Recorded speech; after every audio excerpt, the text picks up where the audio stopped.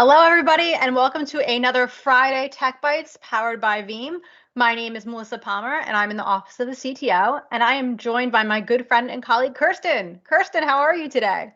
Hi, everyone. I'm doing good. It's my favorite F word Friday today, and I'm ready for the weekend. I'm ready to talk some tech with you, and yeah, I'm just ready to go.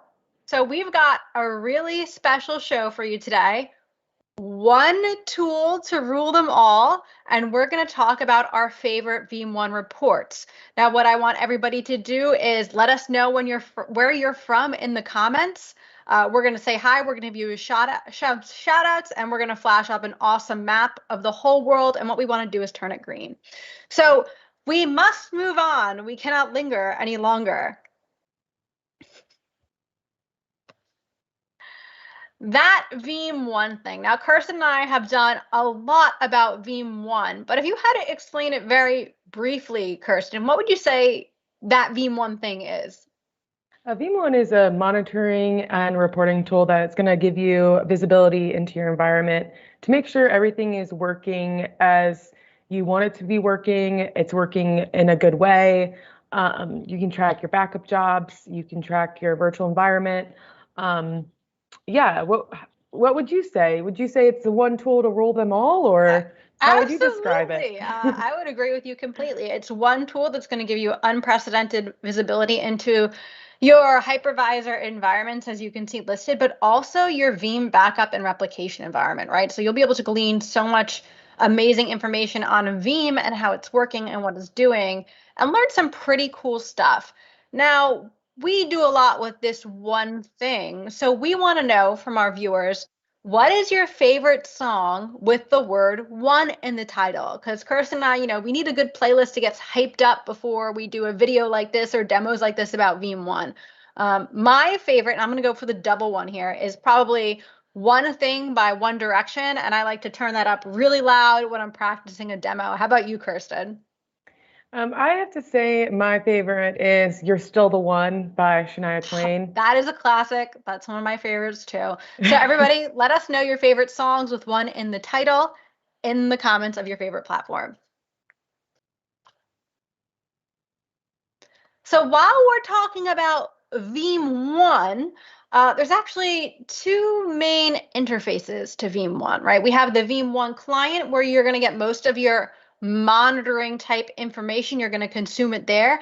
And you can also run reports and launch reports. But when you actually run and launch a report, you'll be brought to the brand new in version V11, Veeam web interface. And that's where we're going to spend most of our time today, right? On the web interface, really looking at reporting. And these reports are so awesome. They can be scheduled to run and be emailed to whoever you need to. And we're going to take a deeper dive into some of our personal favorite reports. Yeah, it definitely helps with monitoring and reporting, like Melissa said. So, what are our favorite reports so far? I know there's a ton of them. Like, what's your favorite report right now? Well, one does not simply walk into Mordor. So it's kind of like picking the reports that are the most applicable to your environment, right? And these are some of our favorites. And we're going to take a deeper dive into them. But I want to point out BYOP, which is actually build your own report. So we're going to very briefly touch on how you can basically build your own custom reports in Veeam to get the data you need to. And this is something that Kirsten and I help customers with on a regular basis, because they'll be like, hey, we need this, and this, and this report. And if we could have it all in one place, that would be great. And we're like, we got you. Let us show you how to build a report.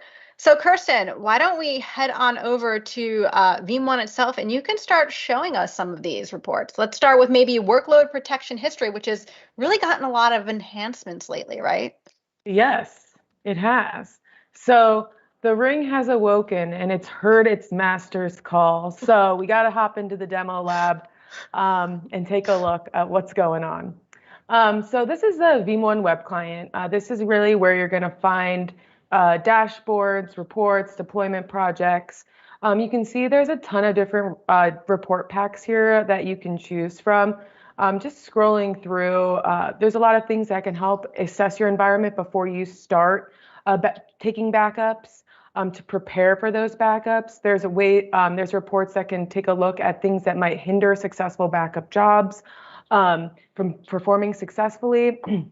So let's go into the workload protection history report, because this is one of those reports that is going to really show you all your, workloads, give you data on the data protection of those, and yeah, just really give you an overall view of your environment.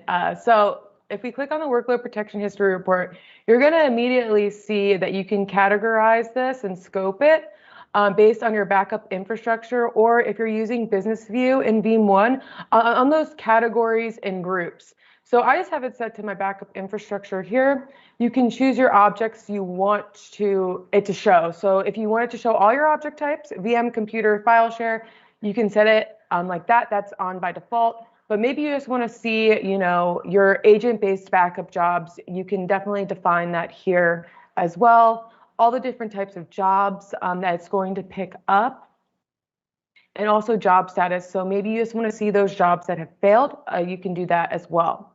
Choose your period. So past week, maybe, the last 3 weeks, or choose from a range of a time frame is available. But what's actually really cool about this report is this section down here. Yeah, this is really cool. Yeah, is this column section. So you can actually come in here and choose. So if I click on object name, I can choose which columns I want this report to show me. So right now I just have, the object name, but maybe I want to see, the number of restore points, the job type, maybe when it started. Yeah, that's a good one. Can I have a restore point size too, please? I would like that. Yeah, finish time and restore point size. Okay, yeah. And then you click apply, and you're going to be able to run that report to show you those different columns within the report.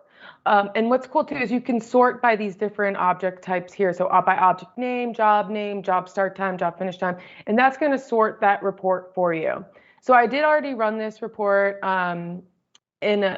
previously yesterday or today, because it says 11/12/2021.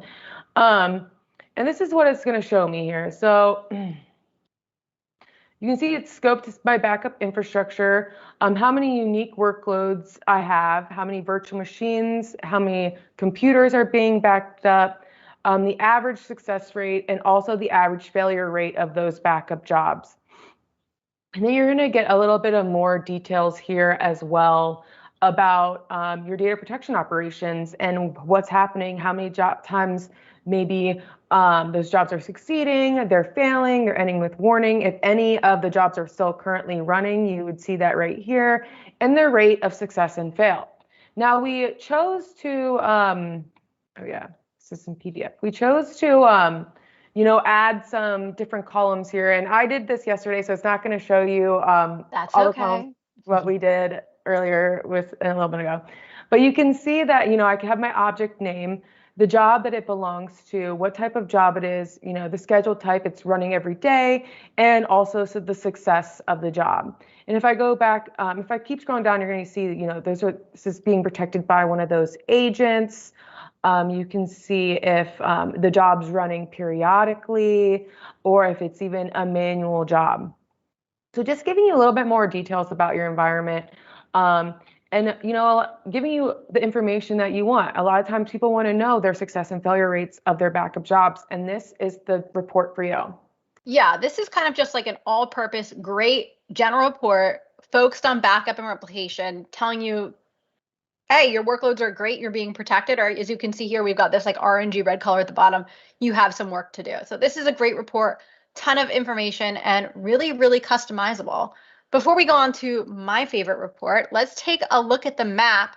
Now, I have a shout out from someone who is from Shire Middle Earth. I don't know if we have that on our map, but we've also got the United States, Palestine, and Egypt tuning in. So thank you everybody so much for tuning in, and be sure to leave those comments of where you're from on your favorite platform.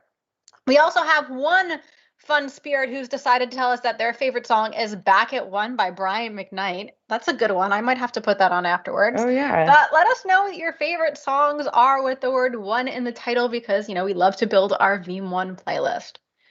Now, Yeah, Kirsten, do you have any other songs that start with one in them that you can think of that you really like? I actually was just gonna say that. I was thinking about One Thing by Finger Eleven. Yeah, that's another one thing. We have another one in the comments, One More Time by Daft Punk. That's a good one. And then since we're looking at the workload protection history report and we see some stuff that hasn't worked correctly, how about Another One Bites the Dust by Queen? That's a good one, right? Yeah, that's a good one. I love that one. That's a hit. That's a banger. So this report, may it be a light to you in dark places when all other lights go out. So next, let's go into our protected virtual machines report. And this is, me and Melissa always talk about this report. We love this one. We really do. It's going to show you, which machines are protected, which are unprotected, and it's really going to make sure you're meeting those recovery point objectives. And what's great about this report is it's available not only for your protected virtual machines, but you're going to be able to have it with your protected cloud, your public cloud data protection. Your Veeam backup agents you're going to be able to see that right here as well. But for the sake of this demo, we're just going to show you the protected virtual machines report. And this is in the Veeam backup monitoring. And as you can see here, you can also categorize this and scope it to show you which objects you want it to show. So if you want to show your entire infrastructure, maybe you've categorized your environment by VM folders or business view objects, you can show that too. This is going to also show based on the recovery point objective that you set that's here. My favorite.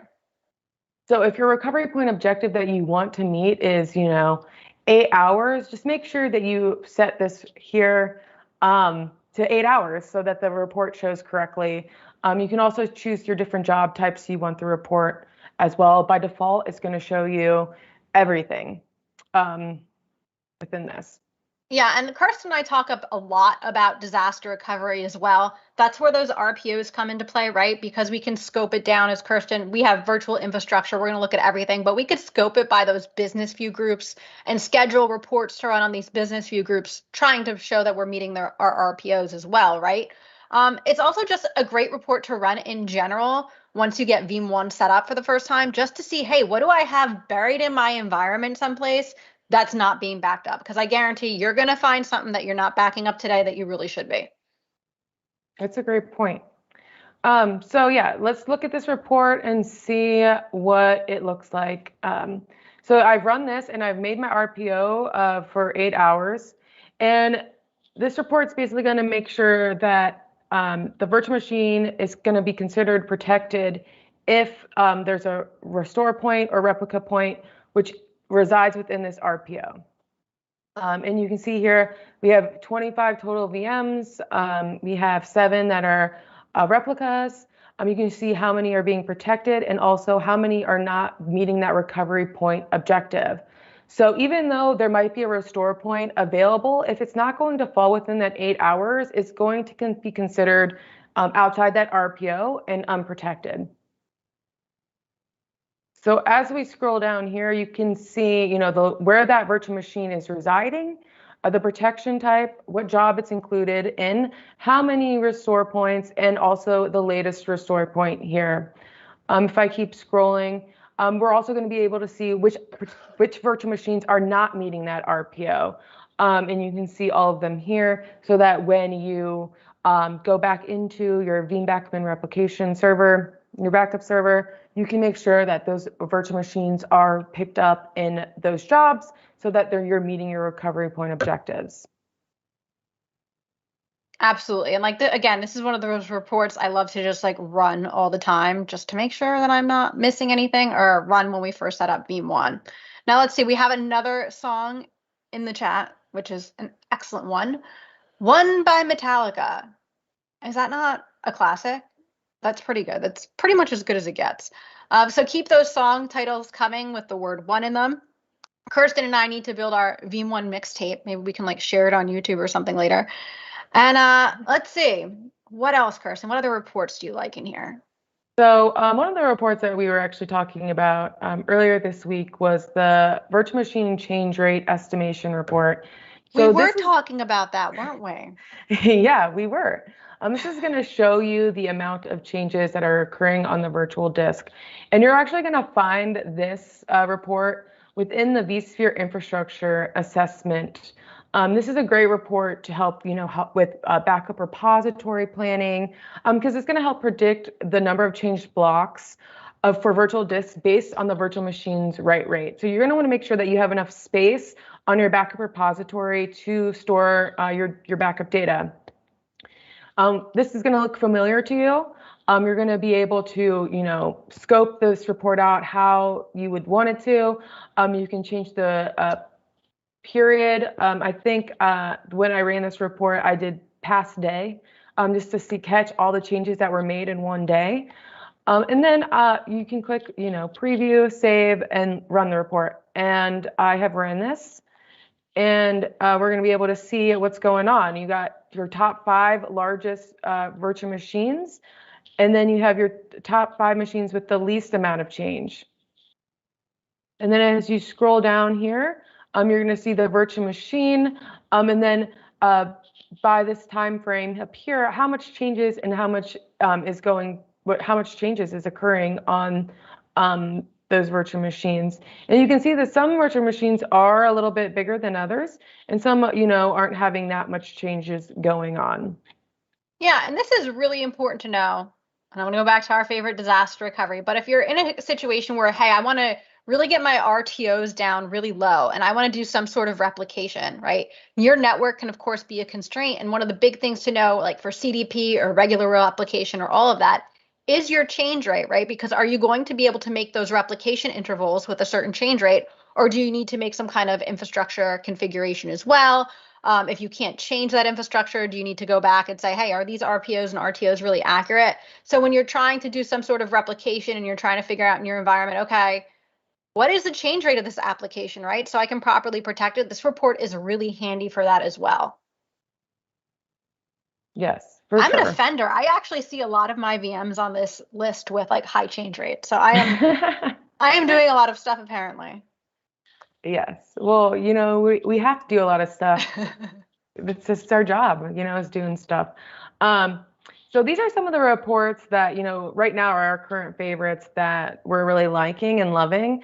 But there's a couple things that when you are looking at VM1 reports, maybe you're taking a look at the reports, wondering, which report I want to use, or maybe you're like, none of these reports are really showing me all these items that I wanted to show me.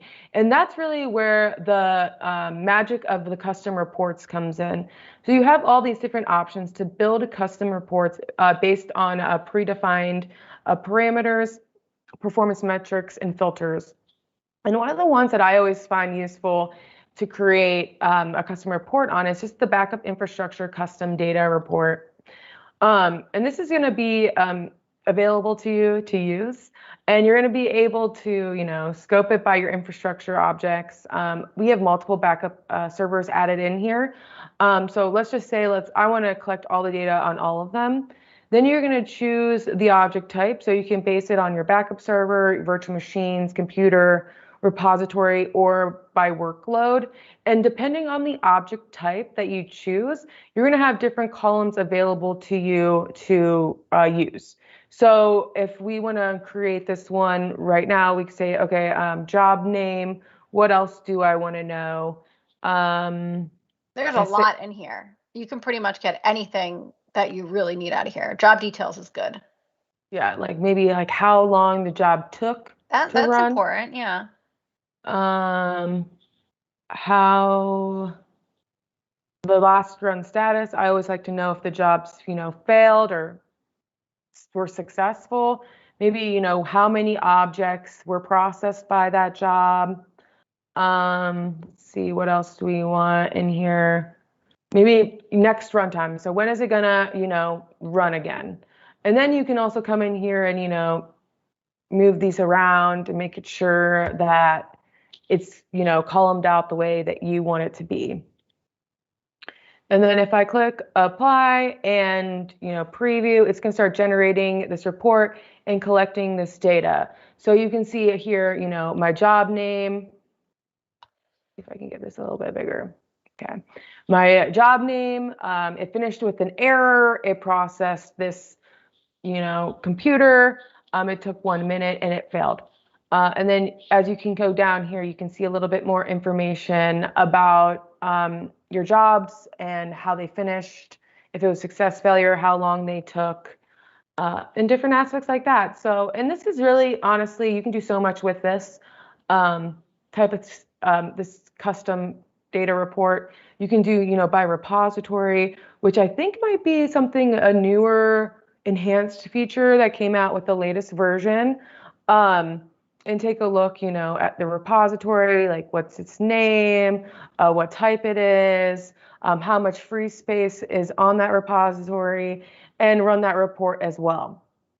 Yeah, and all of these reports, whether you're running a canned report or building a custom report here, BYOP, build your own report, it all uses the same easy to use HTML5 interface, right? So once you've kind of gone through the process once, you're pretty much set and you have the ability to schedule and run anything you'd like or customize any report you'd like. Yeah. So say you customized a report and you're like, this is the best report ever. I have to get this report delivered to my inbox every single day. All you really need to do is, click save. You can create your name for it. Sometimes I like to just make sure that I remember that this is a custom report, so I don't come in my Veeam1 and be like, where's that report? Oh, like I customized it. Let's just do like repository overview. And then you can save to your reports folder. And then if I go into my saved reports, here's my reports folder. Where is that? Here it is.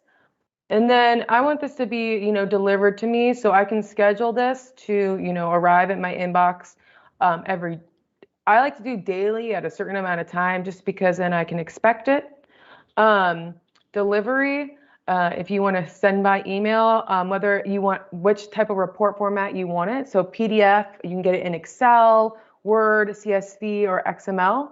And then, which recipient. So I'm just going to put, this is coming to me. I want to know what it is. And you can make, the subject repository overview and click finish. And now you're going to be able to get that report emailed to you every day at that time so that you can have that visibility into your environment. So just another way that you can, keep an eye out on things as well.